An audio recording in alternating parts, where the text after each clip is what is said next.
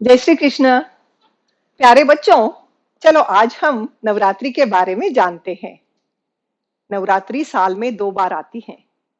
एक चैत्र मास में वासंतिक नवरात्रि और दूसरी अश्विन मास में, जिसे शारदीय उत्सव भी कहा जाता है।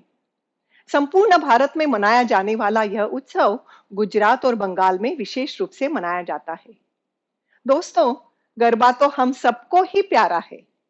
गुजरात का डांडिया सारे दुनिया में लोकप्रिय है, तो बंगाल में दुर्गा पूजा का बड़ा महत्व है। दैवी शक्ति के विजय का उत्सव अर्थात नवरात्रि। उपासना की दृष्टि से प्रथम 3 दिन शक्ति रूप में मां महाकाली की आराधना होती है, जो हमारे तमोगुणों का यानी दुर्गुणों का नाश करती है।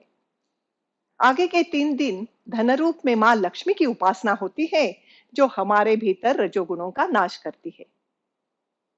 और अंतिम दिन विद्या रूप में मां सरस्वती का पूजन किया जाता है, जो हमारे सत्व गुणों को मतलब अच्छे गुणों को बढ़ाती है।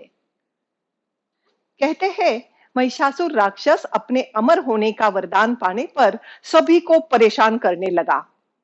तब परमेश्वरीय शक्ति ने देवी का रूप धारण किया और महिषासुर से युद्ध कर उसका वध किया। उसे महिषासुर मर्दिनी के नाम से जाना जाता है। नवरात्रि 2 सीजन्स के मध्य में आती है। ऋतु परिवर्तन के कारण हमारे शरीर में कफ, वात, पित्त बढ़ जाता है।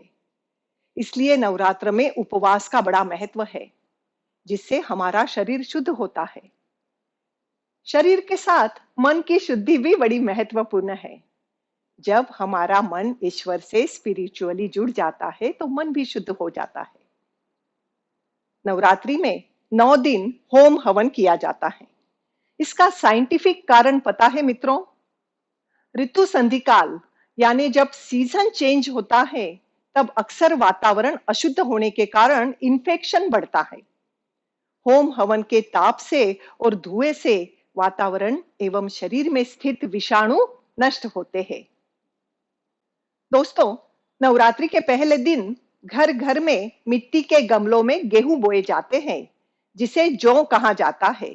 यह जौ औषधीय गुणों से भरपूर होते हैं। इसका रस पीने से हमारी इम्यूनिटी बढ़ती है, हमारी एनर्जी भी बढ़ती है।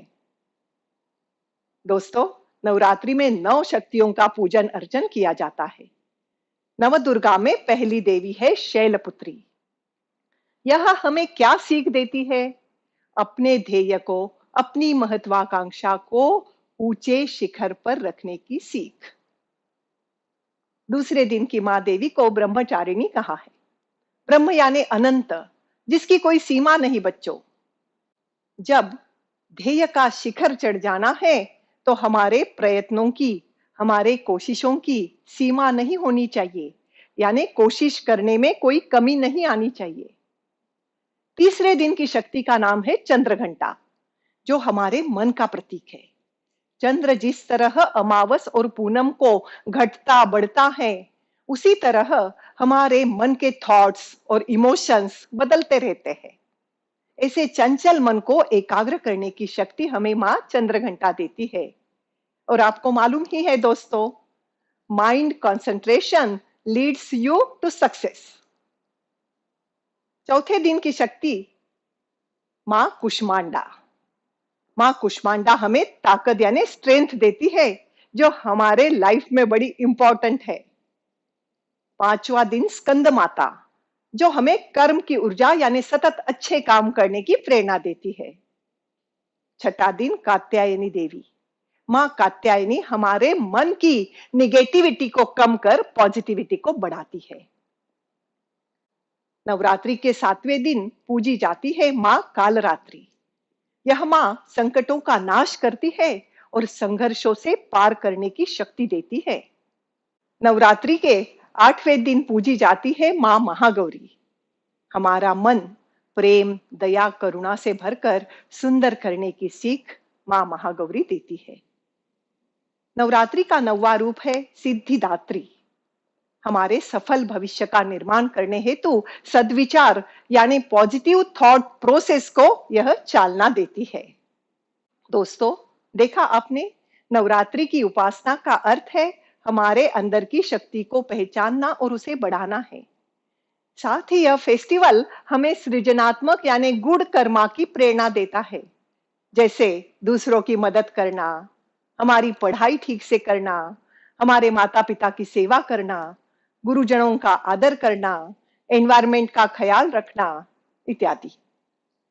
देखो मित्रों, कितनी अच्छी सीख देता है नवरात्रि का त्योहार हमें। तो आइए दोस्तों, नवरात्रि में शक्ति की उपासना कर माँ लक्ष्मी से समृद्धि पाते हैं, माँ काली से निडरता का बल पाते हैं और माँ सरस्वती से विद्या का वरदान पाते हैं, जिससे हमें मिलेगी एक अच्छी पर्सनैलिटी। आप सबकी एक यूनिक पर्सनैलिटी बने, इसी शुभकामना के साथ शब्दों को विराम देती हूँ। Thank you. जय श्री कृष्ण।